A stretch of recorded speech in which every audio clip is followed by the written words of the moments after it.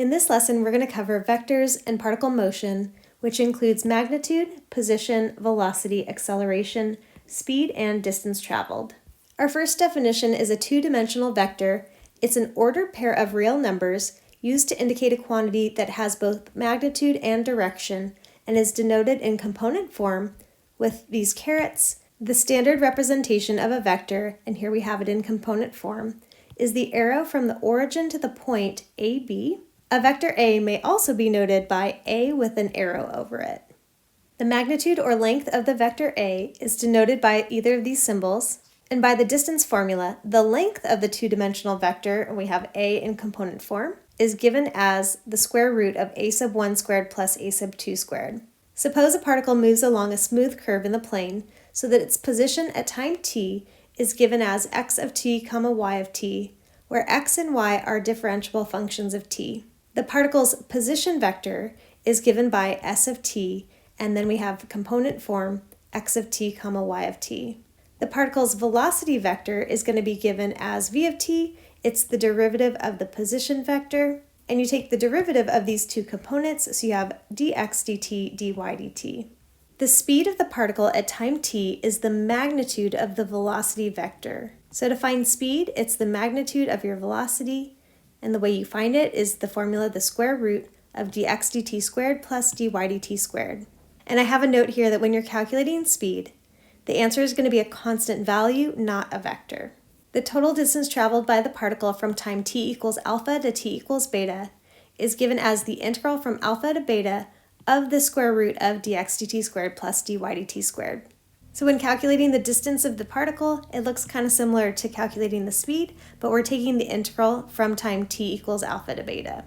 And finally, the particle's acceleration vector is given by a of t, which is the same as the derivative of velocity, or the second derivative of the position vector. It's the second derivative of each of the components of the position vector. This example says a particle moving along a curve in the xy plane is at position x of t comma y of t at time t for t greater or equal to 0, where x of t equals negative t cubed plus 4t plus e to the t minus 5, and y of t equals t squared minus t minus 7. Part A says find the velocity vector and the acceleration vector at time t equals 1. So first, to find the velocity vector, we want to find dx dt and dy dt. So the derivative of negative t cubed is negative 3t squared. The derivative of 4t is 4. The derivative of e to the t is itself. And the derivative of this constant negative 5 is 0. And then dy dt, the derivative of t squared minus t minus 7 is going to be 2t minus 1. Next, to set up our velocity vector, we're going to take this expression, and that's going to be our first component. And then we take 2t minus 1, and we write that as the second component. And next, we want to evaluate this when t is equal to 1. So we're just going to substitute 1 in for t. So right here, you get 1 squared times negative 3 is just negative 3. Negative 3 plus 4 is positive 1. Then we plug in 1 right here, so you get e to the 1 is just e, so we'll drop that down. Next, we'll plug in 1 for t over here, so we get 2 times 1 is 2, 2 minus 1 is 1. So here's our velocity vector at time t equals 1. We have 1 plus e and then 1. Next, to find the acceleration vector at time t equals 1, we're going to take the second derivative. So first for dx dt, when we take the derivative, we get negative 6t. This becomes 0, and then the derivative of e to the t is just itself. And the derivative of 2t minus 1 is just 2. So to write the acceleration vector, we're going to take this expression and put it as the first component, and then we'll take the number 2 and put it as the second component. And finally, we plug in 1 for t, so right here we'll just get negative 6, and then e to the 1, or just e, so that's going to be negative 6 plus e. And then since this is a constant, we're just going to rewrite it. So here's our acceleration vector at time t equals 1. We have negative 6 plus e, comma 2. Part B says find the speed of the particle at time t equals 3. So our speed formula, again, it's the square root of dx dt squared plus dy dt squared, and then you plug in whatever t value it wants it to be evaluated at, and when you do so, you're going to get a constant value. So again, here's our formula that we got for dx dt, and then here's our formula for dy dt. So we're going to take those two expressions and plug them in here and here, and at the same time, we're going to plug in 3. Okay, so we plugged in 3 for t into dx dt right here, and you have that squared, plus, and then same thing, we plugged in 3 for t here into dy dt, and that's also squared. This is going to be negative 27 plus 4, so that's negative 23. And then over here we get 6 minus 1 is 5, and 5 squared is 25. And finally, I'm going to plug this straight into the calculator. So the speed of the particle at time t equals 3 is 5.787. Part C says find an equation of the tangent line to the path of the particle at time t equals 2. To find an equation of the tangent line at time t equals 2, we're going to need slope and a point. Slope is still dy dx, and then that is equal to dy dt divided by dx dt. So dy dt is 2t minus 1, and dx dt is negative 3t squared plus 4 plus e to the t. And now we will plug t equals 2 into our slope. So I plugged in 2 for t right here, here, and here. And then in the numerator, we're going to get 3. Right here we get 4 times negative 3 is negative 12. Negative 12 plus 4 is going to be negative 8. And then we also have e squared. So here's our expression for slope. Next we need our point. So we're going to take t equals 2 and we're going to plug it into x of t and y of t. Here's x of t and here's y of t, so we're going to plug in 2 for t. So for x of 2, this is going to be negative 8. This is plus 8, so those will cancel. And then all we're left with is e squared minus 5. And then for y of 2, we get 2 squared is 4, minus 2 makes 2, and 2 minus 7 is negative 5. So here's our coordinate point. We have e squared minus 5, comma negative 5. And now we'll plug our slope and our point into point-slope form to write the equation of our tangent line. All right, so we get y plus 5 equals 3 over e squared minus 8 times the quantity x minus the quantity e squared minus 5. This example says a particle moving along a curve in the xy plane is at position x of t, y of t at time t for t greater or equal to 0, where dx dt equals tangent inverse of e to the negative t, and dy dt equals 3t over 1 plus 4t cubed. Part A says find the speed of the particle at time t equals 1. So I wrote out the formula for speed. Again, speed is equal to the square root of dx dt squared plus dy dt squared, and then we plug in the value that's given. We're trying to find speed when t is equal to 1, so we take our dx dt and our dy dt, we plug them in, and we plug in 1 for t, anywhere that there is a t. And I'm going to plug this into the graphing calculator. And we get the speed of the particle at time t equals 1 is 0.696. Part B says find the average speed of the particle over the interval from 1 to 4. To find the average speed over a given interval, we're using the average value formula for speed. So remember, your average value formula from our past is 1 over b minus a, so that's why we have 1 over 4 minus 1. Then you integrate from a to b, or 1 to 4, and then you use the speed formula. So we have the square root of dx dt squared plus dy dt squared. So you get 1/3 and then the integral from 1 to 4 of the square root of dx dt squared plus dy dt squared. So what I would suggest is plugging this into your graphing calculator as y1 and then plugging this function in as your y2, and it just makes it a little bit more efficient to evaluate the definite integral on the calculator. So you can see I have dx dt as y1 and dy dt as y2. I'm going to quit out. Okay, so we have 1/3, and then we're going to press math and then 9. And our integral goes from 1 to 4. Then we need square root, and then it's dx dt squared, so we're going to go alpha trace, and dx dt is our y1, and then we're going to square that, and then plus, and then we need y2, so we'll do alpha trace again, alpha trace, and this time we call up function y sub 2, and then we square it, and then we put x, and enter. So we end up getting 0.209.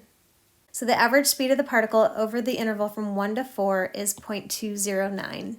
Part C says find the distance traveled by the particle over the time interval from 1 to 2. So to find distance traveled, we're using the length formula for a parametric curve. So it's the integral from a to b, the square root of dx dt squared plus dy dt squared. And then to find the distance traveled over the interval from 1 to 2, we integrate from 1 to 2, and again it's the square root of dx dt squared plus dy dt squared. So again, we're going to plug this straight into the graphing calculator. And you end up getting 0.407. Part D says find the acceleration vector at time t equals 1. To find the acceleration vector, that means we need second derivatives, and then we're evaluating them when t is equal to 1. So again, we're going to use the graphing calculator to do this. So again, we have our y1 and our y2, and remember, this is dx dt and this is dy dt. So again, I'm going to quit out. So again, right now we have the first derivative in our y1, y2, but we need second derivatives. So we're going to use the function math, and then number 8. You can see it says derivative. And so we're going to type in x, and then first we want to take the derivative of y1, which is dx dt. So we're going to go alpha trace y1. And then the problem says that we're evaluating the acceleration vector when t is equal to 1. So we'll type in x equals 1. And we get negative 0.324. We're going to do the same thing for y2. So we're pressing math and then derivative, so number 8. We type in x, and then this time we want to take the derivative of dy dt, which is in y2, so we do alpha trace, and then y2. And again, we're evaluating this when x is equal to 1. So we get negative 0.839, but then that would round to negative 0.840. So our acceleration vector at time t equals 1 is negative 0.324, comma negative 0.840. This example says a particle moving along a curve in the xy plane is at position x of t, y of t at time t, where dx dt equals ln of t plus 1 and dy dt equals sine of e to the negative t squared for t greater or equal to 0. At time t equals 1, the particle is at position 2, 5. Part A says find the slope of the tangent line to the curve at the position 2, 5. We need to find the slope of the tangent line to the curve at the position 2, 5. So to find the slope of the tangent line, we're still using dy dx, but remember dy dx is equal to dy dt divided by dx dt. So we'll put this sine function in the numerator and then this natural log in the denominator. And then remember, these functions both are with respect to t. So that's why we can't plug in 2, 5, which is an x and a y coordinate. We want to plug in a t value into these. So you can see right here, 2, 5, which again are the coordinates for x, y, corresponds to t equals 1. So we're going to plug in t equals 1 into these functions. So again, dy dt goes in the numerator, and I plugged in 1 for t, and then dx dt goes in the denominator where we plugged in 1 for t. So we have sine of e to the negative 1 over ln of 2, and next we're going to plug this into the calculator. So we end up getting that the slope of the tangent line to the curve at 2, 5 when t equals 1 equals 0.519. Part B says find the x-coordinate of the position of the particle at time t equals 3. So since we need the x-coordinate, we're going to work with this dx dt right here. So we want to find the x-coordinate when t is equal to 3, so I just denoted that as x of 3. What we're going to do is we're going to start off with the x value that we do know, and we know that when t is 1, the x value is 2. So we have x of 3 equals, and we start off with the x-coordinate that we do know, so x of 1, plus, and then we're going to integrate from 1 to 3 of dx dt. All right, so x of 1 is 2, and then for dx dt, we're going to plug in natural log of t plus 1. And we're going to plug this into the graphing calculator using Math 9 to evaluate our definite integral. So we end up getting that the x-coordinate of the position of the particle when t equals 3 is 4.159. This example says an object moving along a curve in the xy plane is at position x of t, y of t at time t, with dx dt equals arctangent of t over 1 plus t, and dy dt equals natural log of t squared plus 1 for t greater or equal to 0. At time t equals 0, the object is at position -3, -4.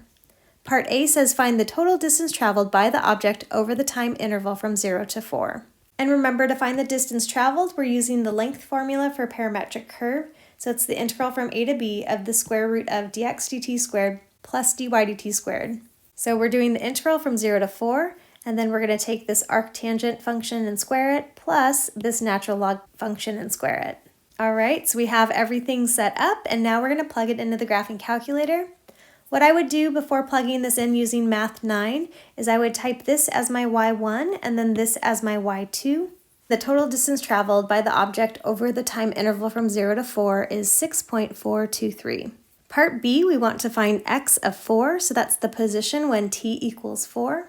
So to find x of 4, we're going to go back and identify the position at a time that we do know. So when t equals 0, we know that the x-coordinate of the object is -3. So x of 4 equals x of 0 plus the integral from 0 to 4 of dx dt. X of 0 is -3, and then we do plus the integral from 0 to 4 of arctangent of t over 1 plus t. So I'm going to plug this straight into the graphing calculator. So x of 4 equals -0.892. For part C, it says for t greater than 0, there is a point on the curve where the line tangent to the curve has slope 2. At what time t is the object at this point? Find the acceleration vector at this point. So first, it's talking about a point on the curve where the tangent line has slope equal to 2. So since the slope is equal to 2, we're going to set that up. So remember, slope is dy over dx, which is equal to dy dt over dx dt, and we have this ratio set equal to 2. Next, because this is a proportion, we can cross multiply. So I'm going to bring this dx dt up to the right. So now we have the natural log function equals 2 times tan inverse or arctangent function. And then I wrote where t is greater than 0, and again that's coming from right here in the problem. Next, we're going to solve this equation for t using the graphing calculator. We already have this typed in as our y2, and we have tan inverse typed in as our y1, so we just need to include that 2 in front. So I pressed y equals and got to here, and we just need a 2 in front of this tangent inverse. Let's see, I went too far. All right, so we're going to go second insert, and then we're going to type a 2. Next, we're going to go ahead and hit graph. So you can see that the two graphs intersect at multiple x values, but we want to look at this one right here. So we're going to press second trace, and then we're going to select number 5, intersect. So I arrow over to get close to where the two graphs intersect, and we're going to press enter. It asks for the second curve, press enter again, and then guess, we press enter one last time. And the intersection is x equals 1.35766.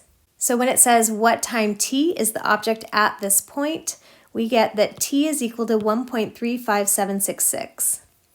The next part of the problem says find the acceleration vector at this point. So we need to find the acceleration at the point t equals 1.35766.